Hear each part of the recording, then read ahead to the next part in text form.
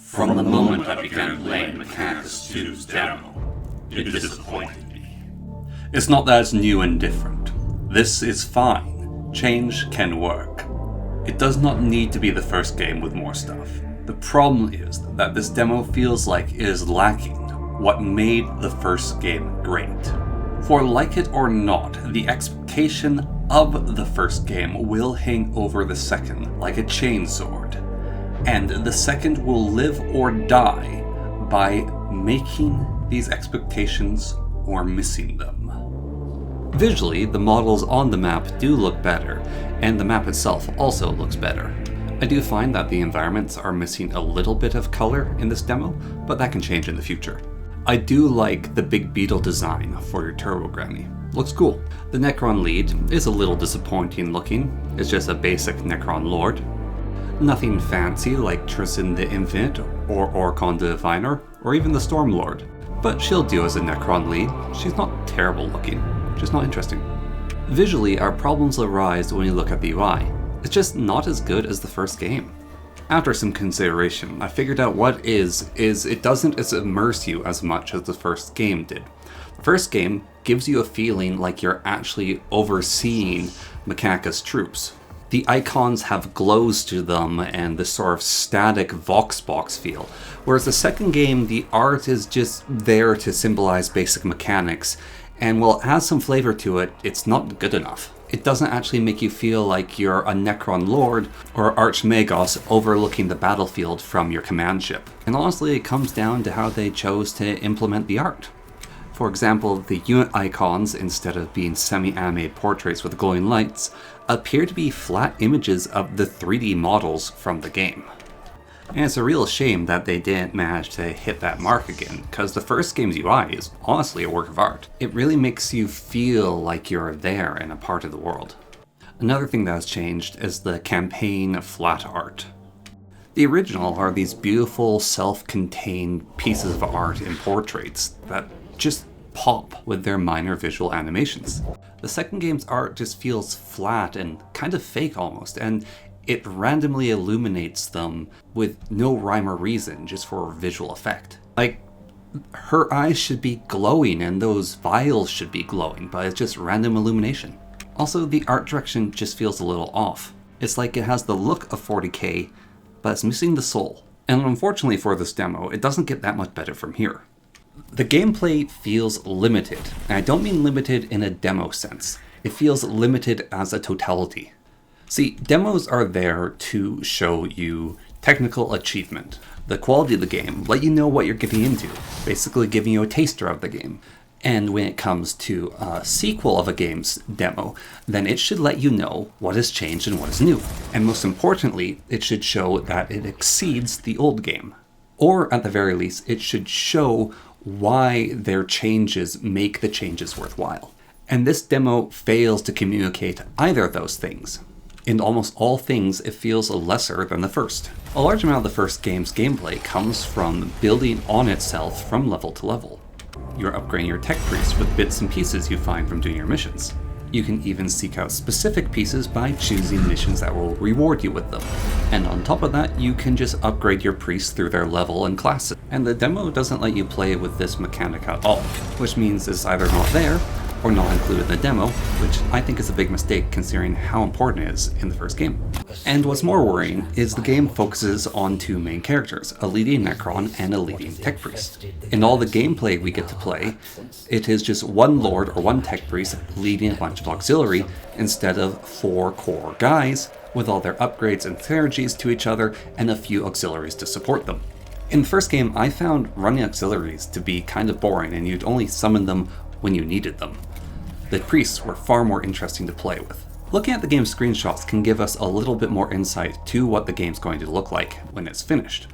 The Steam page screenshots give us the suggestion that you select your leader, who has their own unique mechanics, and then you throw a bunch of accelerated troops onto them to fight your opponent. Your little troops might have a few upgrades here and there, but they would be like a +1 or a level 2 versus actually a unique, interesting unit. Lead me to believe that this game is all-out war between Necrons and Mechanicus, and not Mechanicus scavenging through the ruins of a Necron world. That could be a very cool idea. However, the demo does a piss-poor job of showing that, and I'm not certain that's what I want from my Mechanicus game. If I lose a huge amount of the upgrading and synergy, then do I even really want to play it? What I like about the first one is you have a small group of elites with a few support units. I don't want one elite with 20 support units. That sounds like a headache to run. And gameplay like this would give you less opportunities to play with your paper dolls and upgrade system, which is one of my favorite parts of the first game. All speculation, of course, because the demo's not giving us much, but there is something that is giving us. One of the big changes is initiative order. You just have a team initiative where the enemy has specific initiative. Whenever it's your team's initiative, you can select a unit that hasn't gone yet. The enemies will go when their initiative comes up. So it brings a strategy to the game of trying to eliminate the enemies before they get their turn with nearby units. It is a change from the first game with fixed initiatives, and probably adds a bit of tactics to the game that wasn't there before. But now to something that's missing, cognitions in the pillars seems to be gone, or at least it's not here in this demo. This mechanic was an awesome part of the first game, which was a large amount of risk reward of putting yourself out of position to gain additional resources. This mechanic allowed your tech priests to cross the whole map in a single turn. Of course, none of the others would be able to follow them. It's a really fun mechanic, and it'd be a shame if it does not exist in the second game. It added a certain amount of motion and feeling to the game, which has come to be, for me, one of the core factors of the Mechanicus game. Now, a core factor that has basically been removed is how the action economy revolves around taking actions and movement. In the first game, you could move and shoot, shoot and move, shoot, move, shoot. In the new one, you can move, then shoot, or you can just shoot unless your weapon has assault in its tag. Now in the first game, this mechanic was balanced out by the cognition economy. If you had enough cognition, you could get away with it, but you might run out or not have it for later. Without this, part of the soul of the game is just removed. So why do this? Well, I can't not know all the intentions of the game makers, but I think parallelism is it. Because you also play the Necrons. You don't want one faction to feel way more fun to play than the other, but you also don't want to give the Necrons cognition. So what you do? You nerf the cognitions instead of making the Necron mechanics cool. I don't like this solution, and maybe it's not the intended solution, but that's definitely what it feels like, because you could have just made the Necron's Awakening mechanic really powerful. Instead of this weird, at Awakening 3 you get +1 damage. How the Necrons should be. They are a slow building up and ending tide of death gameplay, whereas the Mechanicus is a fast lightning strike, gather resources and run out of them over and over again. So far, both factions' unique mechanics seem pale shadows of what they were in the first game.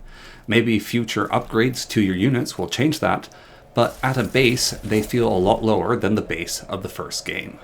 And, well, this is just a demo, but also, this is the demo they have chosen to show to us, so I'm making my assumptions based on what I see. Now, this parallelism idea might also explain the one hero versus one hero. It's pretty easy to have a bunch of weird and unique Mechanicus heroes that you can customize to your heart's content. Justifying that lore-wise for Necrons is actually really difficult unless they're a magpie like Trazyn the Infinite collecting their gear as they go along. That being said, just make the Necron dynasty unique. Make it so they're a dynasty that like to customize themselves and mutate their necrodermis. I think that'd be the solution, or just go, yeah, the Mechanicus get to upgrade and the Necrons just get more units that are cool. They start opening their forbidden technology vaults. And I know that the screenshots I had up there for a moment showed that maybe there is something like this. However, I'm still concerned. And here's why. In the first game, you can make your fast melee guy. You can make your healer. You can make your support. You can make your ranged one. It was incredibly customizable and unique to how you wanted to play. In the new one, it appears to be that this is Hecate. She is a melee bruiser. This is Orabendon. He is a weird freaky wizard. She cannot become a weird freaky wizard, and the wizard cannot become a melee bruiser. The best I can do to customize Hecate is have defensive or aggressive. And again from the screenshots, this idea seems to also be prevalent for the tech priests. However, I will note, it appears the old gang is back together. And that's kinda cool. One final note on the gameplay is movement is far worse.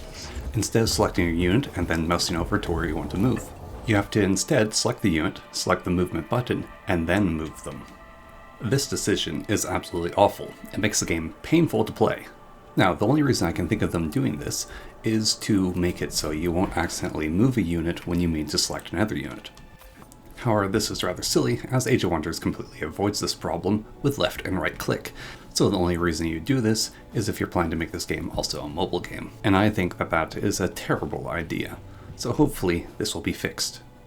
This feature honestly makes it so I don't want to play the game. It makes the movement painful. In a game where movement felt good, having it be painful is awful. And if they plan to have you move lots of units, like I suspect they will, then that makes it even worse because you'll have to do this awful movement system over and over and over again. The game sound in number 1 was phenomenal. In number 2, it's actually pretty good. It holds up. When you click on a unit, it makes its appropriate sounds. Its ojawa, clanks and clamors, sounds of weapons readying and abilities being primed. It is satisfying in what the game needs to give it that special touch that the Mechanicus games should have. The plasma weapons whir up, the cogitators spin, and the Gauss flaying weapons make horrible sounds of death. Even clicking on and mousing over buttons makes their noises, and selecting to play the game makes a nice reverberating bong. That being said, I do think that the first game's sound quality and menu selections are a little bit better than the second game's sounds. Also, it is missing the constant whir of you using cognition for extra actions and movement, and the collecting buzz of it as well. Despite this, the sounds are still good in the second game. However, one area they are lacking in is the voice acting, which is kind of funny because this game has more voice acting than ever. Evidently a Necron of some seniority. A rare specimen. Which I think is the wrong decision. The first game had the tech priests speak to you, each in their own flavor of binaric,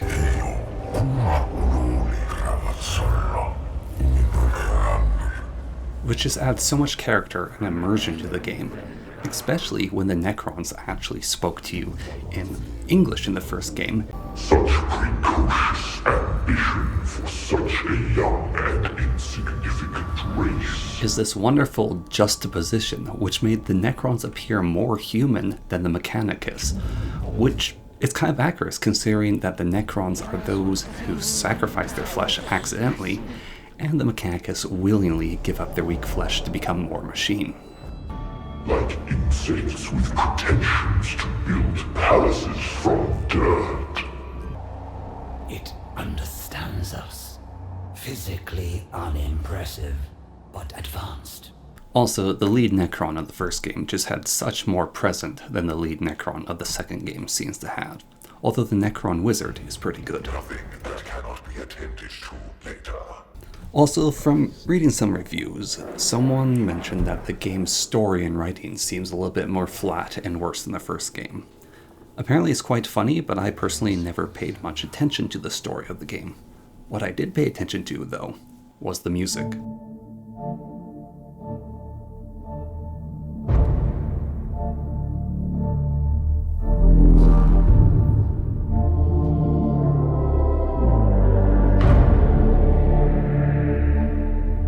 One of my loves for this game, and the love that many people have for this game, is for the music. In some cases, above even the gameplay.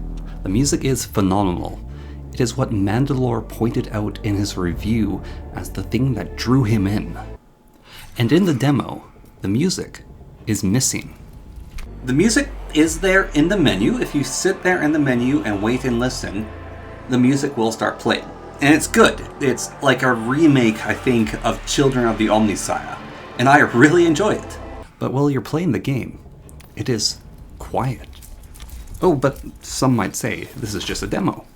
Maybe they messed up implementing the music, or they wanted to keep their powder dry so they didn't reveal too many of the songs, or it's not a priority yet in this demo.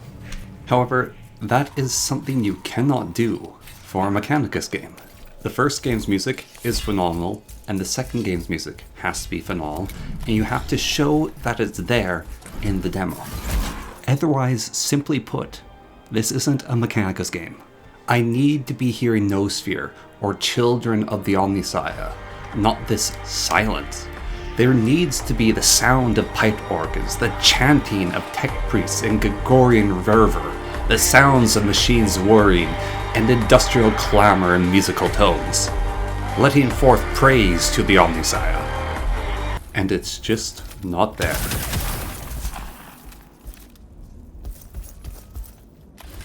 And at the times there is music, it's this strange background and reverb stuff.